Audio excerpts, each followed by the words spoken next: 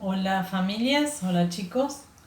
Como hacemos los viernes, nos encontramos para recordar alguna fecha importante de la Iglesia Católica.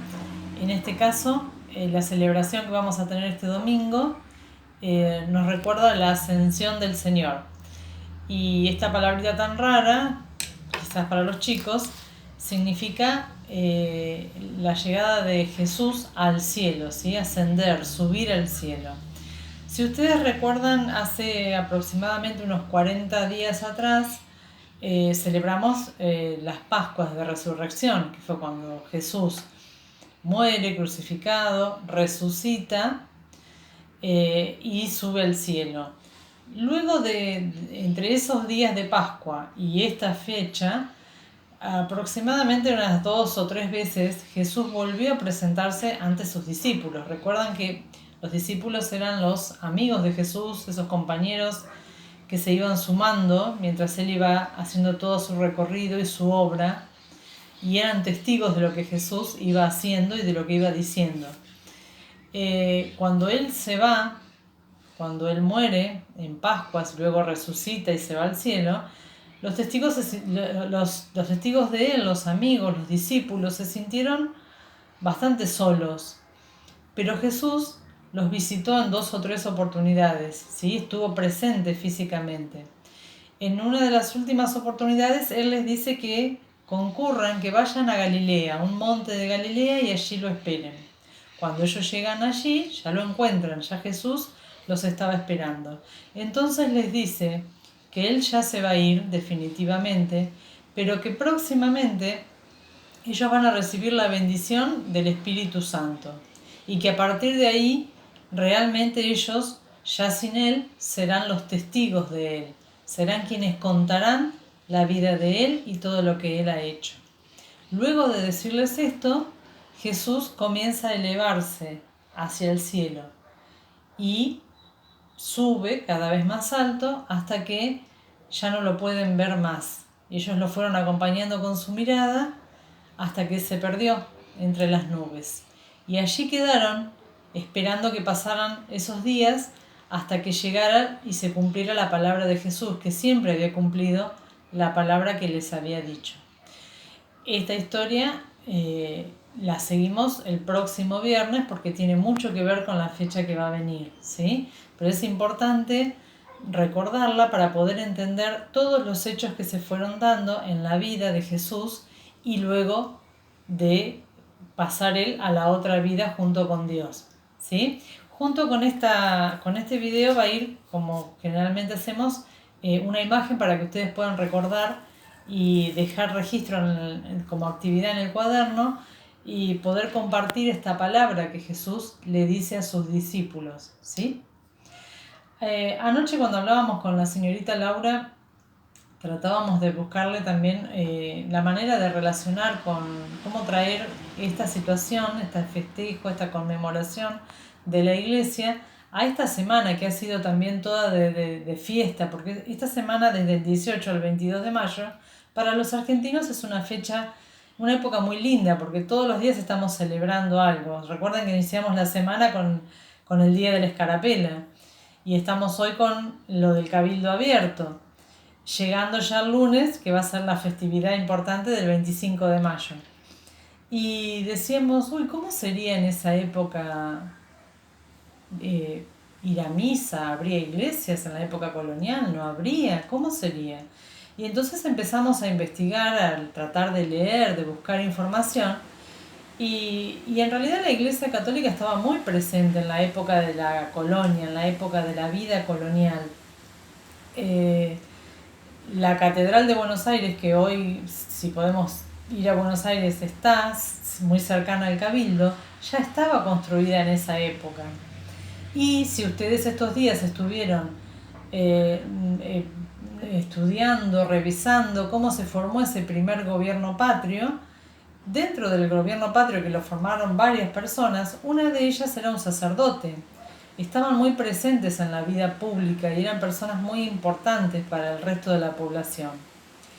Y después también vimos que la iglesia en esa época era la encargada de la educación, la educación primaria, secundaria y de las pocas universidades que había en esa época estaban a cargo de los sacerdotes y la educación era para niños, adolescentes y adultos varones. Las mujeres en esa época no podían educarse, no podían aprender a leer y escribir.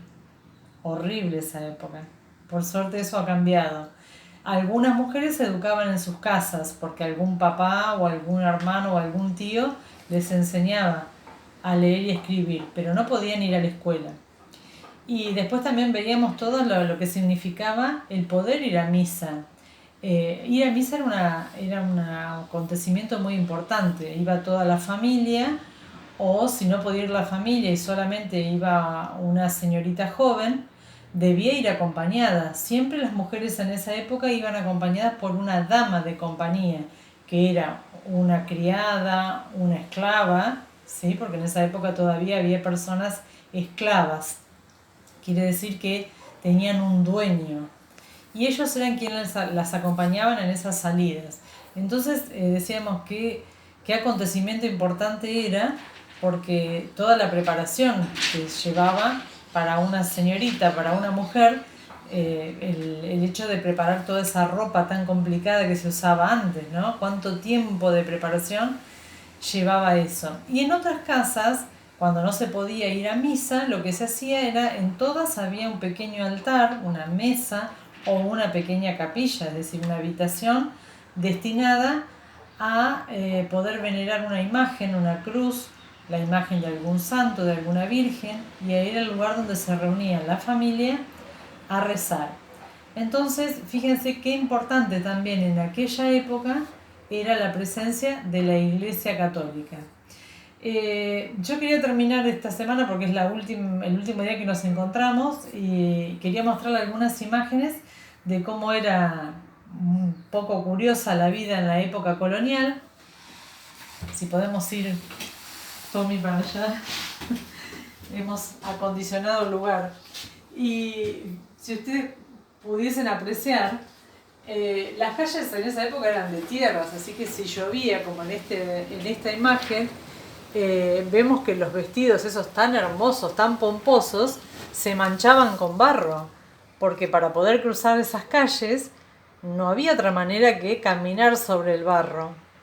Otra cosa curiosa que sucedía era que cuando los bebés nacían, sobre todo en las familias que tenían mucha riqueza, las mamás no amamantaban a los bebés, sino que había otra señora que se contrataba, que era la que le iba a dar la leche al bebé. Y a veces le tenía que dar a varios bebés, ¿sí? Era una costumbre de la época. En esta otra imagen lo que vemos, lo que contábamos el otro día, las reuniones que se hacían en las casas, porque no había lugares a donde salir. Entonces, fíjense que se cantaba o se bailaba, se conversaba, pero siempre los adultos, no había niños. Fíjense que en esta imagen hay alguna jovencita o algún niño asomado, pero en realidad no les estaba permitido participar de las reuniones de las personas adultas. Otra imagen también muy curiosa era lo que significaba en esa época poder tomar un baño, algo tan simple que puede ser quizás para nosotros hoy. En la época de calor, muchas personas iban a bañarse al río, ¿sí? En Buenos Aires el río está muy cerquita. Y en la época de invierno se preparaban estas barriles grandes, esto en las familias ricas, ¿sí? Fíjense la imagen, ustedes van a observar que debajo de este tanque hay un brasero y miren aquí una esclava, el trabajo que tiene que hacer, que tiene que darle con el fuelle aire para que las brasas se mantengan bien encendidas y el agua esté calentita. Y mientras la pobrecita sostiene las toallas. Fíjense qué diferencia entre una clase social y la otra, pero era la costumbre de esa época. En esta otra también podemos observar una familia, ¿sí? Con todos acompañados también. Fíjense que aquí, en este caso, hay un niño que no pertenece a la familia, que es quien lleva, en ese caso es una sombrilla, ¿sí? Para cubrirlos del sol. Pero fíjense qué diferente el rostro del niño de la familia al niño que va acompañando y que no es de esa familia, ¿sí? Para ver qué diferencias había en esa época. Después otra cosa que era muy importante en esa época era el tema de los peinetones. Hasta sabía haber guerras de peinetones, que era esto que usaban las damas, porque era ver quién tenía el peinetón más grande, ¿sí? Y el tema del abanico también tenía una simbología, tenía un significado, ¿sí? Por ejemplo, si una dama tenía el abanico cerrado en la mano derecha, significaba que buscaba novio. Y si quería conversar con algún caballero, solo tenía que comenzar a contar las varas que tenía el abanico y el caballero ya sabía que querían hablar con él. Bueno, fíjense qué cosa curiosa, ¿no? Para poder relacionarse en esa época. Bueno, yo les deseo que pasen un buen fin de semana y que pasen un buen 25 de mayo, una buena fecha de nuestra patria. En familias pueden volver a hacer el arroz con leche para el 25 de mayo y nosotros nos reencontramos de nuevo el miércoles. Que lo pasen muy bien y buen fin de semana. Gracias.